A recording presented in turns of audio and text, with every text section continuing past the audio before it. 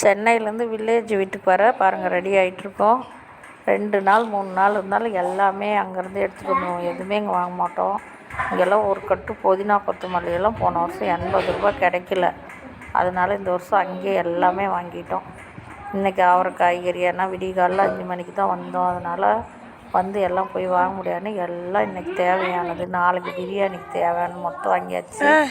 வந்து வாசலெல்லாம் கழுவி சிம்பிளாக வில்லேஜ் வீட்டில் கோலம் போட்டாச்சு. நாலாம் அன்னைக்கு தான் எங்கள் ஊரில் ரொம்ப விசேஷம், எருதுக்கட்டு பொங்கல்.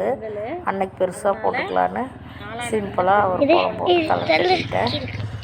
பாருங்கள் வில்லேஜ் வீட்டுக்கு வந்தாச்சு. காலையில் 5 மணி எல்லாம் எடுத்துட்டு நைட்டு 2 மணி 1:30 மணிக்கு கிளம்பணும். வந்துட்டோம். எங்கள் காரில் வந்து இறங்கிட்டோம். எங்கள் ரியானை கூட்டிகிட்டு வந்துட்டோம். அவரை வந்து யாரும் பார்த்துக்க முடியாது, வீட்டில் இருக்கிறவங்கலாம் பார்த்துக்க முடியாது.